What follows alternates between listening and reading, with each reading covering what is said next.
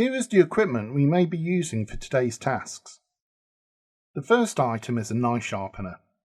The main thing to keep in mind is when using it, keep your knife straight, as there are preset angles in the sharpener. If your knife isn't straight, it won't sharpen effectively.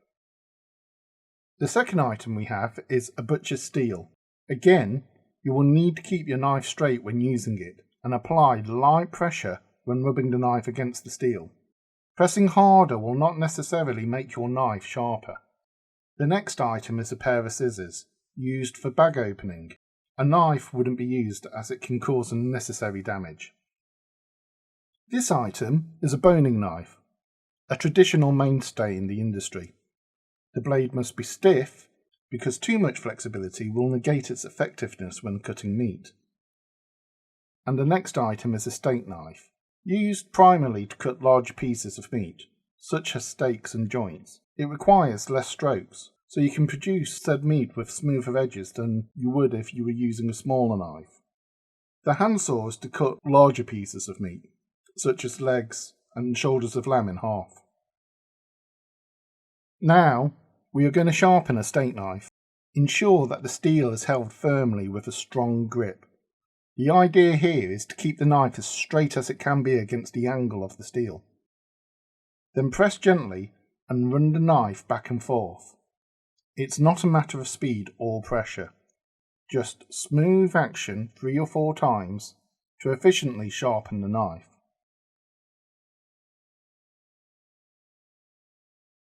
The next step is to perform a visual primal cut assessment.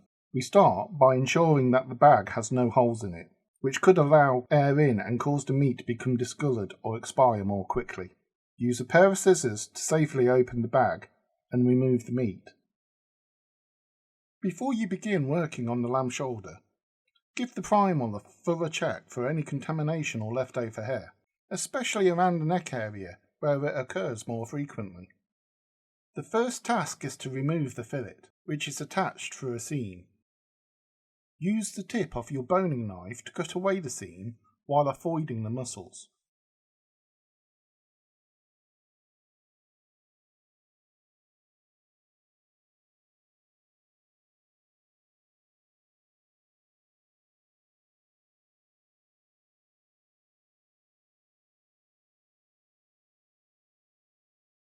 Once the fillet is removed, square up the shoulder by removing the leftover trim. Now you will be removing the shank. Use the tip of your boning knife to cut through the joint. Once it's been loosened up sufficiently, place the joint over the edge of your work surface and apply a downward pressure to open up the joint further. Then use your knife to cut through the remaining meat.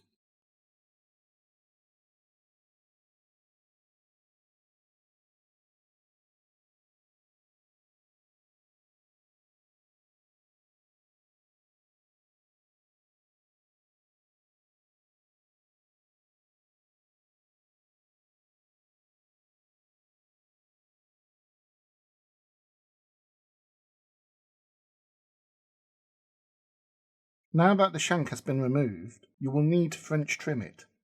Use your boning knife to mark around precisely where you are going to trim before you do so. Also, make sure you cut away from yourself to minimise any potential risk.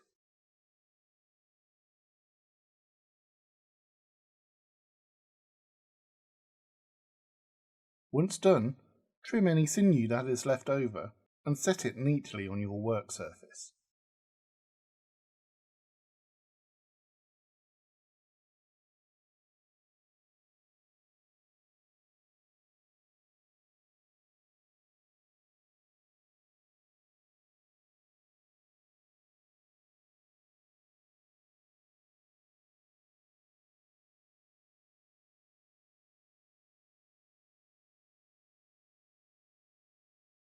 The next task is to seam butcher the spider muscle from the face of the shoulder.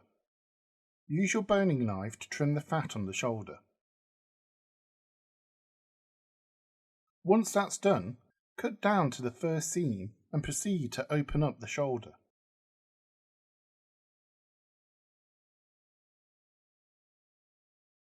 Continue to use the tip of the knife to work your way along. The seam will show you where you need to go until the spider muscle is removed.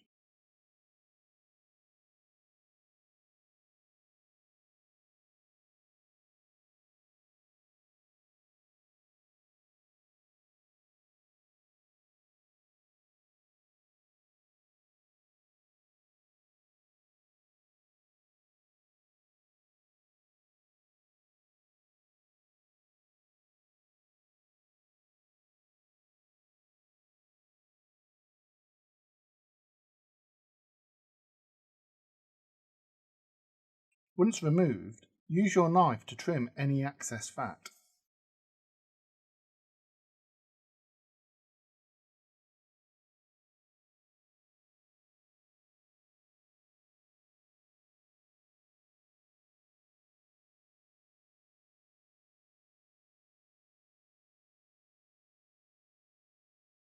Now you must debone and trim the remaining shoulder. Use your boning knife to work down the side of the arm bone, then around the ball joint when you reach it.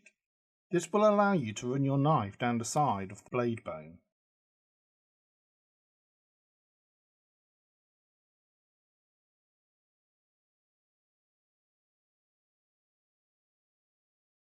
Once the ball joint is exposed, use your knife to cut it open.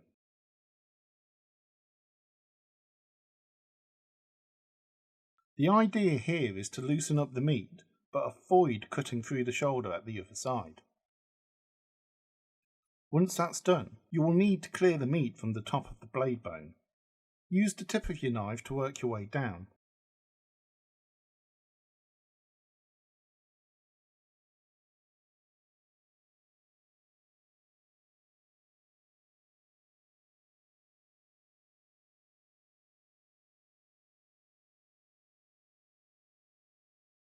Once the meat has been cleared, you can find a seam.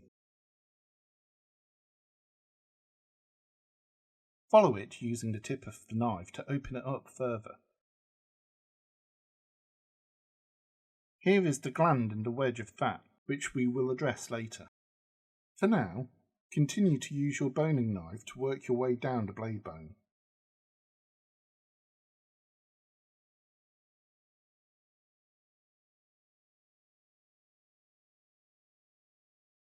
The idea is to open up this gap, which will allow you to cut behind the bone.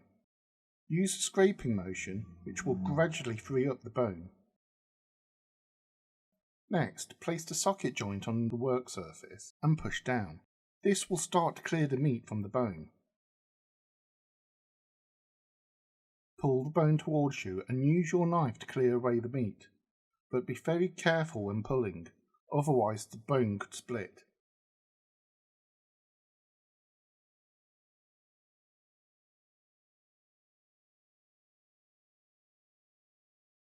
Now you will need to remove the arm bone. Again, use the tip of your knife to work your way down both sides of the bone, staying as close to the bone as possible.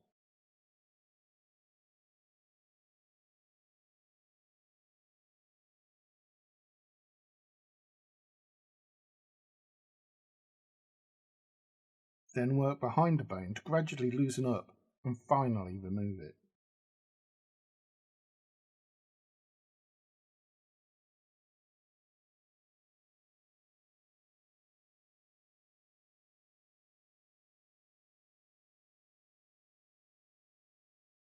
Finally, you can see this point of gristle points you towards the fat, inside which the gland can be found. Using your boning knife, cut away from yourself and remove the gland.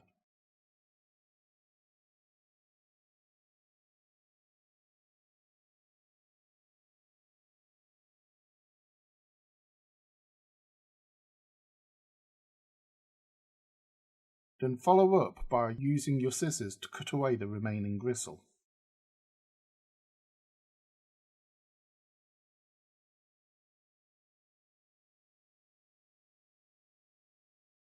The next task is to produce a boneless rolled shoulder. Use your boning knife to remove excess fat from around the neck area.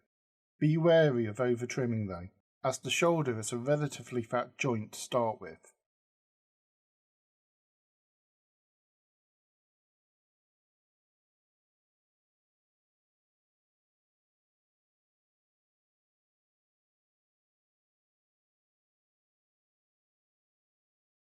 Once the trimming is complete, roll the joint up and use string to tie it up. This serves to give the final product a better shape and helps with carving once the product has been cooked. The strings should be evenly spaced, so the number used will vary depending on the size and type of meat. Once complete, use your steak knife to cut evenly down the centre of the joint, producing 2 boneless rolled shoulder joints.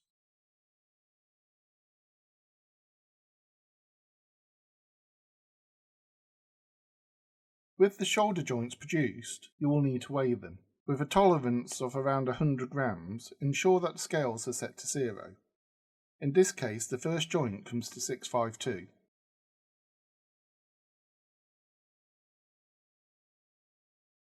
And the second joint comes to 649.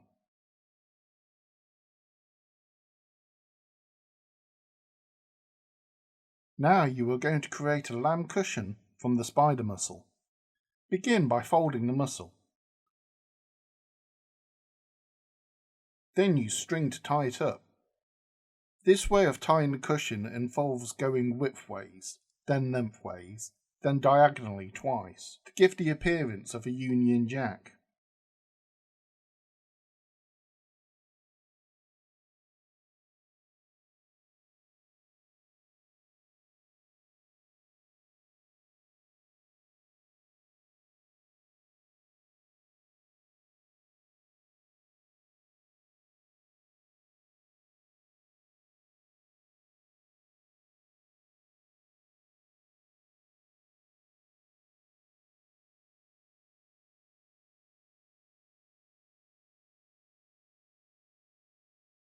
Finally, we have our product display. We have the French trimmed shoulder shank, the lamb cushion, 2 boneless rolled shoulder joints, the neck fillet, and leftover fat and bones.